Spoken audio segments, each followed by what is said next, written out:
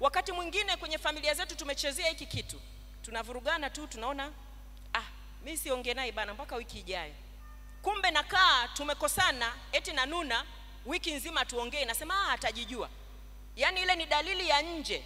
Mtu wa Mungu, leo tunapozungumza, ninatamani ingie ndani ya mioyo yetu kwamba ikiisha siku moja sina umoja hasa kwenye familia niliyopo, manake nimekaa hiyo wiki moja bila kukaa pamoja na Mungu. Kwamba sisi kama wanawake, Mungu atupe neema tuwe na masikio ya rohoni tunaposikia mambo mengi yanayokutaka mwanamke, mpaka wakati mwingine sisi tulio ndani ya kanisa tunayashangilia yanayokutaka usimame, kana kwamba mafanikio ya mwanamke ni kupambana na mwanaume. Mafanikio ya mwanamke ni kufanikiwa pamoja na mwanaume.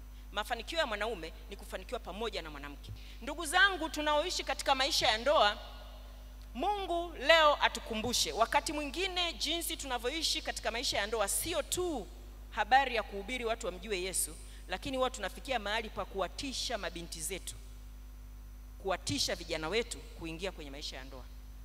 Kwa jinsi ambavyo maelewano hayapo, mshikamano haupo, ushirikiano haupo, mapatano hayapo.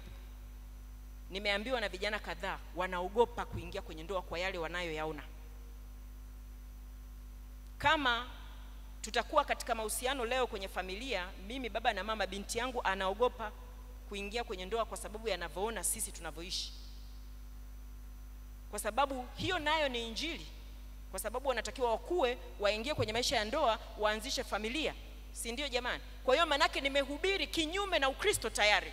Anapokusema kijana kwamba mimi sina hamu ya kuoa kwa sababu niliona ndoa ile, manake hiyo ndoa imehubiri kinyume cha Ukristo, imehubiri kinyume na Yesu mwenyewe. Na wakati mwingine ni familia ambayo tumo kanisani, wakati mwingine tumeokoka.